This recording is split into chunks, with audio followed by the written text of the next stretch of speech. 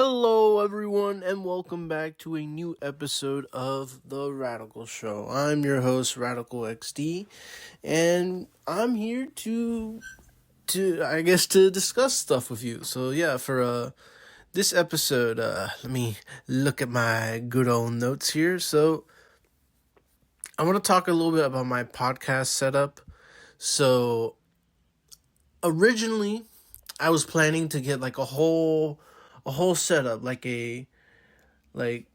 whatchamacallit, like a background, a chair, a microphone, all the basic needs you would need for a good podcast setup. And I was given permission to use something on campus with like actual microphones and stuff. But to be more true to myself, I decided to work with what I got. And as of right now, this podcast will only be an audio only podcast, which is a shame, but at the same time, I don't have a recording studio or something like that, and I want to make something of this. If I have a podcast studio, it's because I did it. I don't want to. Maybe it's a pride thing. I don't know, but I'm more than willing to try my hand at this. And if people are interested in listening, maybe we can move on to a video format as well.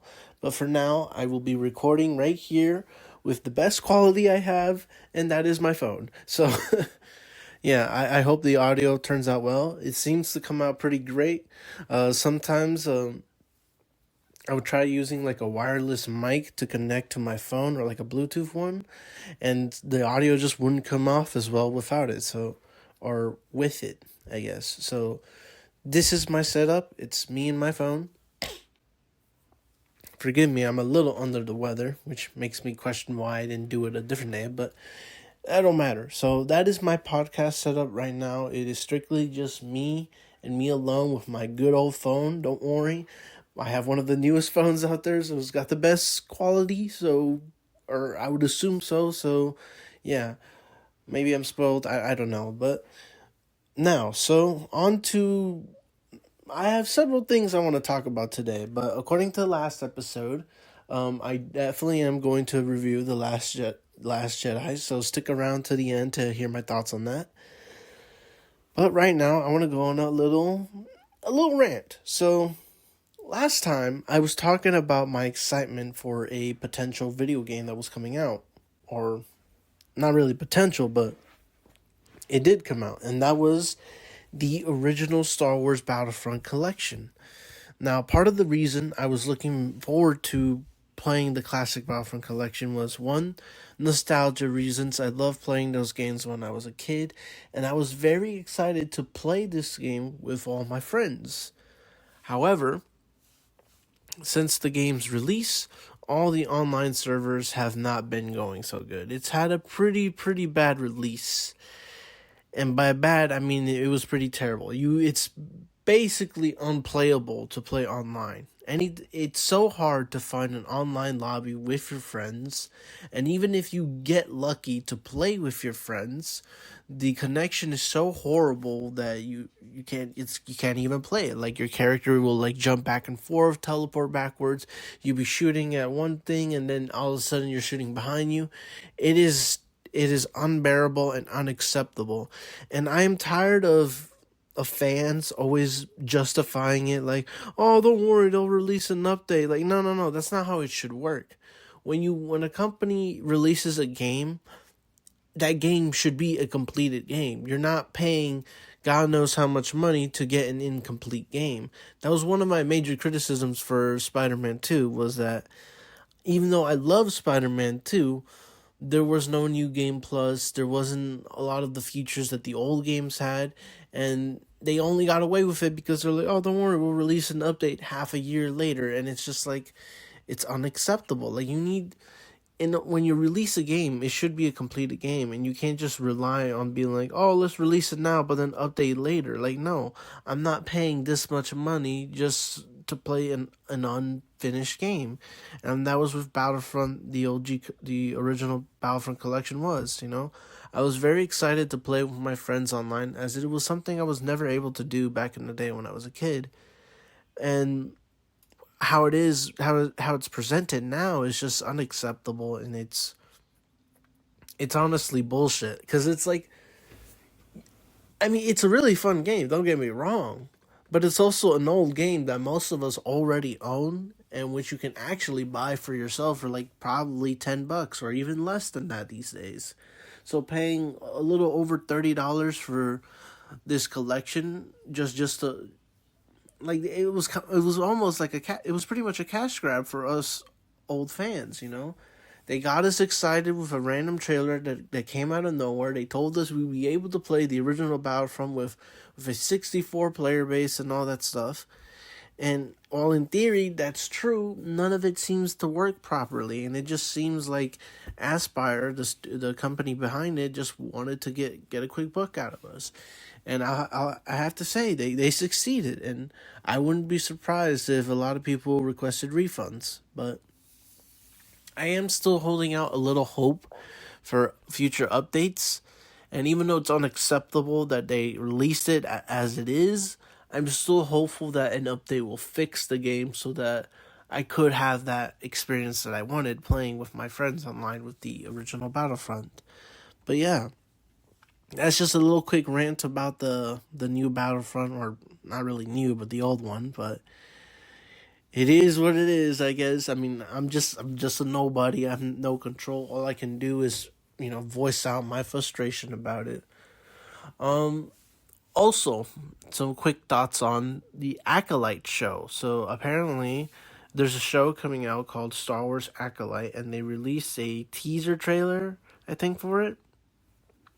And I will say, after watching the show and even hearing a little bit about it, or not watching the show, watching the trailer for the show because it's not out yet. But my thoughts on it is, I don't know, because I mean, I don't have any real expectations for it. I don't think it's gonna be terrible. I don't think it's gonna be great. I don't know how I feel about it because it's new. From what I understand, the show is based primarily in an era that most fans aren't familiar with, which is like the High Republic era. This is basically, so in the prequels they explained that the Jedi and Republic have been in peace for like 1,000 years or 1,000 generations.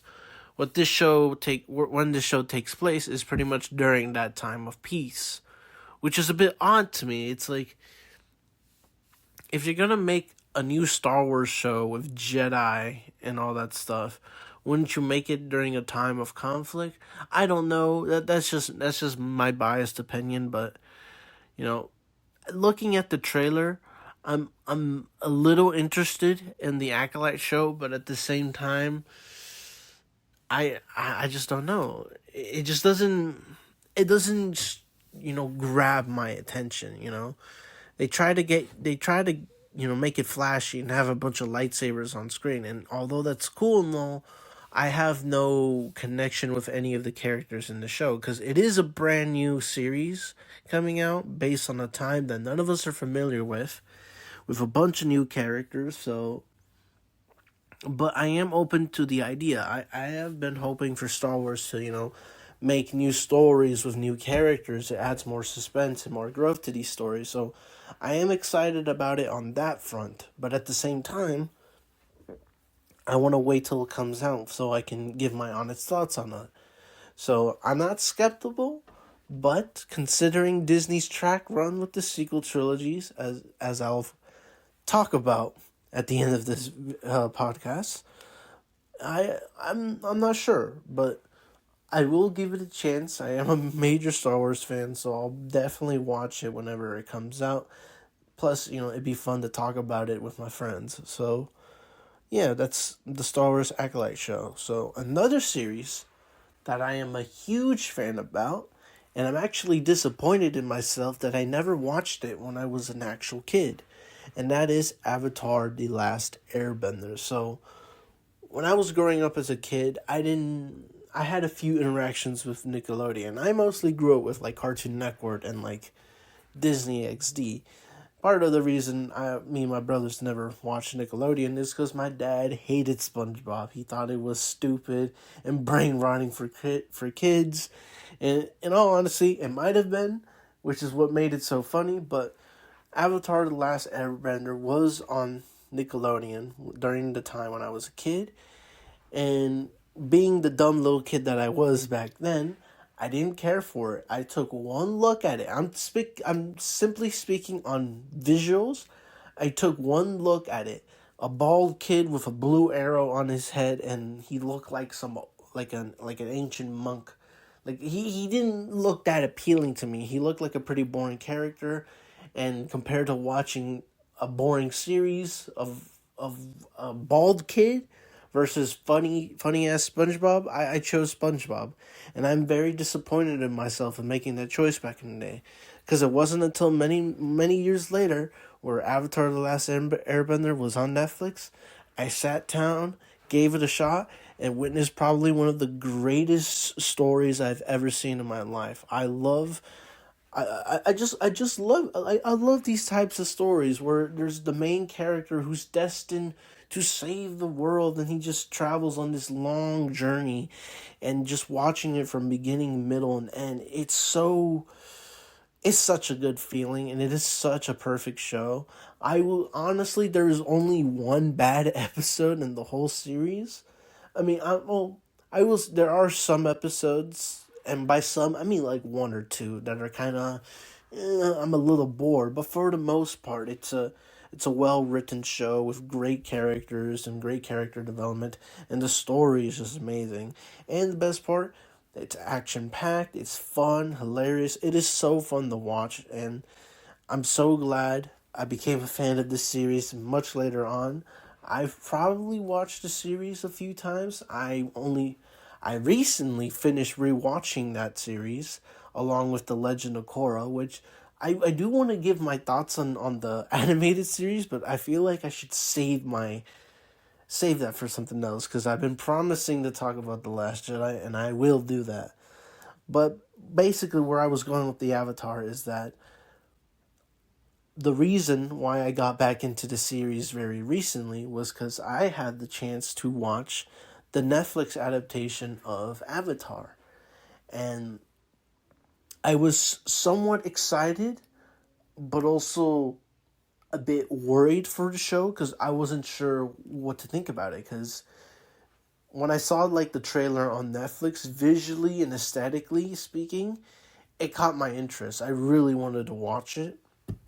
But I also knew that the two main creators of the original series were a part of the live action adaptation for the Netflix show, but apparently they left for creative differences. And that alone, kind of worries me. Like, what did the Netflix people change that, rubbed the original creators the wrong way? So that's what got me skeptical about the show. So I would love to go into the Netflix series and like make comparisons with the animated show, because there's a lot of stuff in the Netflix show that I liked, and there's stuff I think they did right in terms of like a perfect adaptation, and then there's other stuff that I didn't like as much, and I think it'd be fun to go into that, but I will save that for the future episode, potentially episode 4. So, yeah, those are my plans for Avatar: The Last Airbender.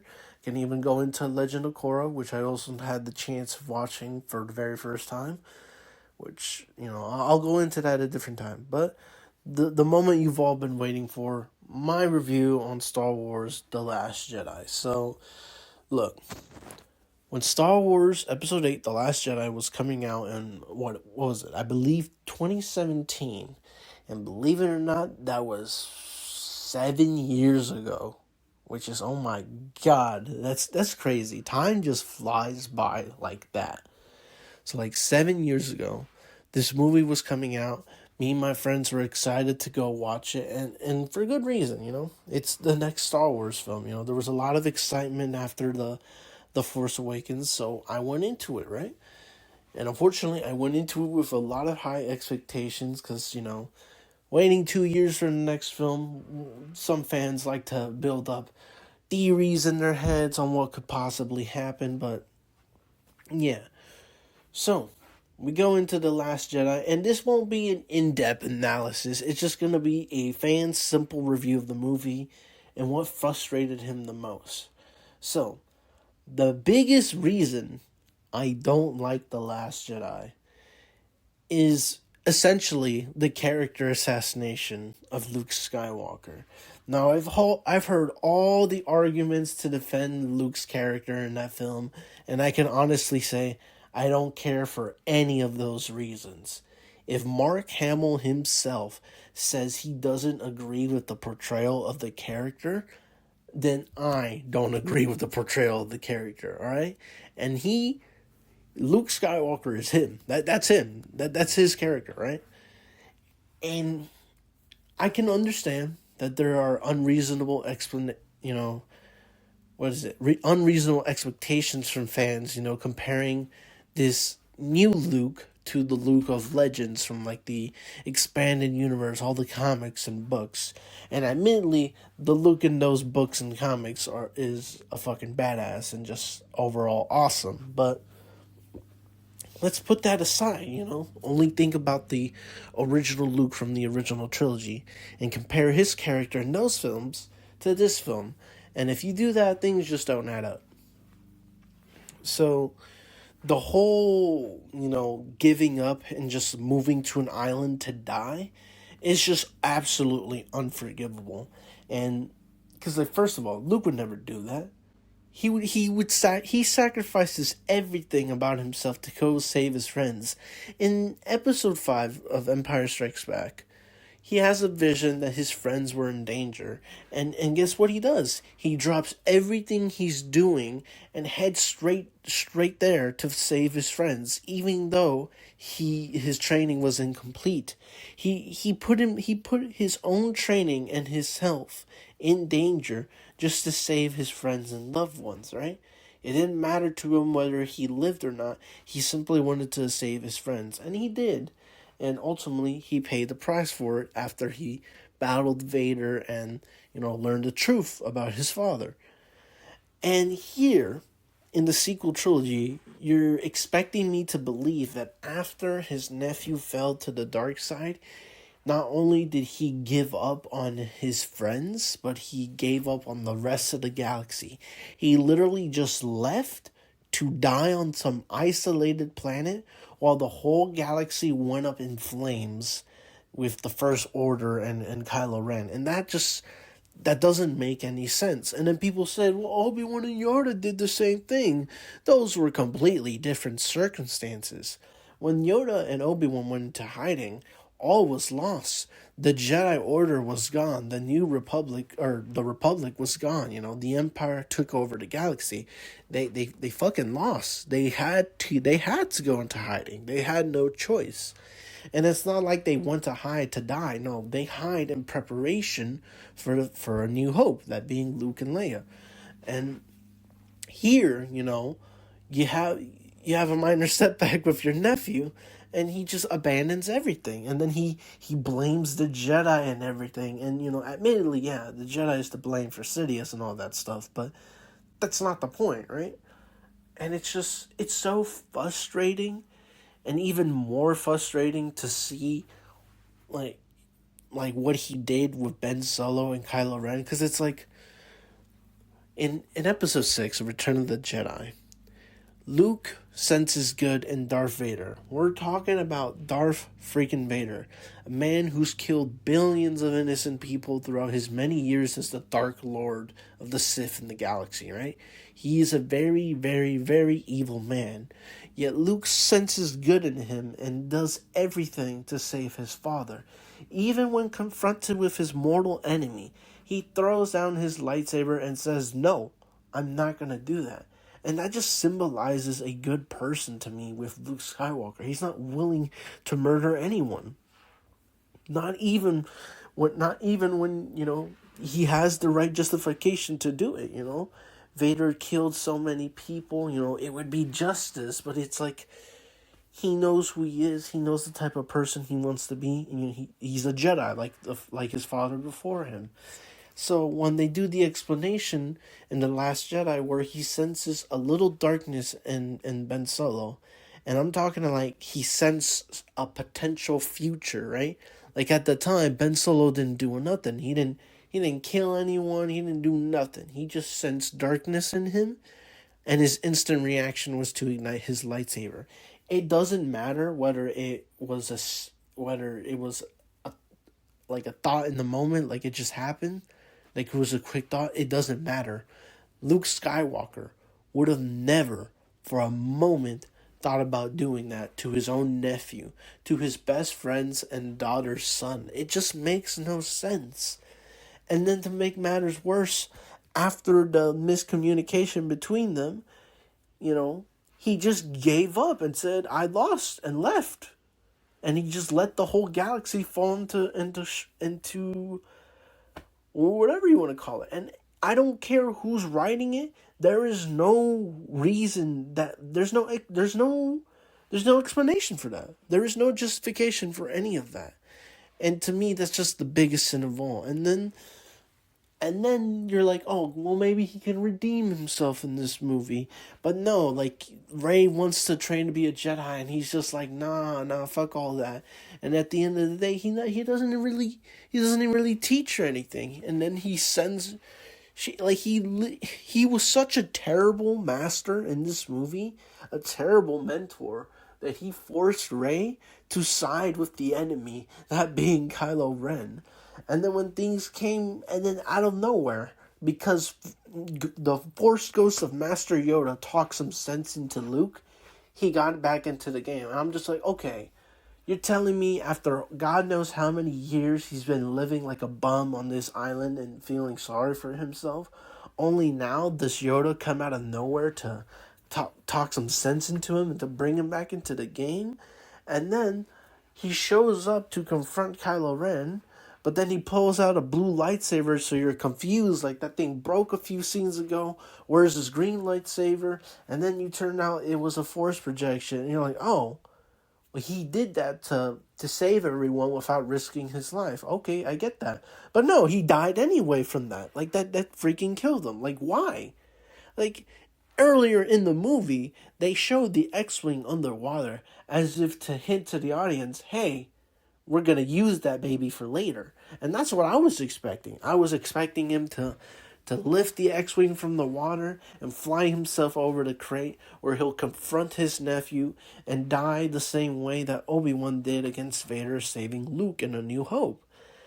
Like, if he was going to die anyway, you might as well let him have an actual duel, Let him show his glory, the all-powerful, Luke Skywalker. Like, I know it's unfair to compare it to Legends Luke, but like, most fans were expecting him to be a powerhouse. Like, you needed to do something with him at least to show how much he's grown in strength. And an honorable sacrifice would have been the way to do it. But no, they fumbled the bag. And there's so many other reasons to go into The Last Jedi. What they did with Finn was also unacceptable. For some reason, they decided to just throw him. They threw him away. Like, they literally gave him the exact same subplot, or no, character growth in this movie that they did in the first movie. For some, like, we already established in The Force Awakens that he didn't want to be a part of any war. Like, he was only fighting for himself. And then throughout The Force Awakens, he realizes that there's something greater to fight for than just himself, like his friends, his loved ones, and the fate of the galaxy. He became a true hero in this movie. And then in The Last Jedi, he's going through it again. He's like, oh, I don't care about it. I only care about saving Rey. And then he does everything to get back to her, but then he meets a new person, and they do it all over again. And then it just wastes his time, especially with the Canto Bight subplot. I don't need to tell you how terrible that shit is. No one liked that shit. It was fucking garbage. And they isolated him from the rest of the cast. Like, he spent literally zero time with Rey, which made no sense, because to me, they had they had one of the best chemistries within the first film. Like, I love the back and forth they had in the first film, yet here they just sidelined him the whole time. Like, they spent no time at all. And then he's with this other random character who then just kisses him at the end of it just makes no sense. And then he's like, oh, John Boyega, forgive us, man. You deserve way more than what they did to you. And then there's the jokes. Oh, Leia flying in space, titty milk. Like, there's so much wrong with this movie. Like, when I left the theaters, I was genuinely confused. Like, that was probably the first time in my life where I saw a genuine bad film in a movie theater and was just trying to process it. Like, I was so confused. I couldn't tell what I watched. Was it bad? Was it great? Was it terrible? And then I tried watching it a second time, and I just couldn't. So yeah, that's my review of The Last Jedi. And I know I said I wouldn't go too much in depth with it, and here I am spending about 25 minutes into this episode. So I like to give my final rating on the film because like, look, I'm not an idiot. Visually speaking, it looks great. Kylo Ren is still a great character in the film. I love Adam Driver. The acting is great. But it's like Rian Johnson just didn't understand the rules of Star Wars. Like, he doesn't understand how the world works. And this is a funny one to mention, but whenever doing a main Star Wars saga movie, like, it's an episode of the Skywalker saga, so they call it. This is the only one that doesn't have a traditional lightsaber duel. Now, that might sound like a foolish thing to complain about, but come on. Every movie has a major duel. You got the Duel of the Fates with Darth Maul, Qui-Gon, and Obi-Wan in Episode 1. You have Count Dooku versus Anakin, Yoda, and Obi-Wan in Episode 2. And then you have Episode 3, which has a bunch of lightsaber ones, but only one really matters, and that's Anakin versus Obi-Wan. Then you have Obi-Wan versus Vader in A New Hope, Luke versus Vader, then Luke versus Vader again, then Kylo versus Rey. And in this movie, our major fight scene is Rey and Kylo Ren fighting a bunch of Red Guards, None of them actually duel Snoke. No one duels Luke. I mean, for fuck's sake, the only time two lightsabers cross blade in this movie is in the flashback with Luke and Ben, and that was barely even a fight. No, that wasn't even a fight. And at the end, their duel on Crate wasn't a duel at all because Luke was never there and he just kept weaving the whole time. So it's so stupid. But yeah, if I had to give a rating, I would give The Last Jedi a 5 out of 10, It loses so many points for all the terrible things they did with Luke and sidelining a bunch of the characters and the humor. My God, the humor sucks. Some of the alien designs is so... I hate it. But it's like, I still have to give respect to the music, to the visuals, because, in terms of Star Wars, Rian Johnson is a horrible director. But in terms of, directing a visually stunning movie, I'll give Rian Johnson some props there, I'm glad he's not getting that Star Wars trilogy. I guarantee you it wouldn't have been great. But, yeah. A 5 out of 10, that's what I'd give The Last Jedi. So, yeah, thank you so much for listening in on The Radical Show. It has been a pleasure talking to you all again. And hopefully we'll dive, not hopefully, but we'll dive into The Rise of Skywalker next time and maybe a little bit about Avatar. So thank you for listening in on The Radical Show. So have a good day, everybody.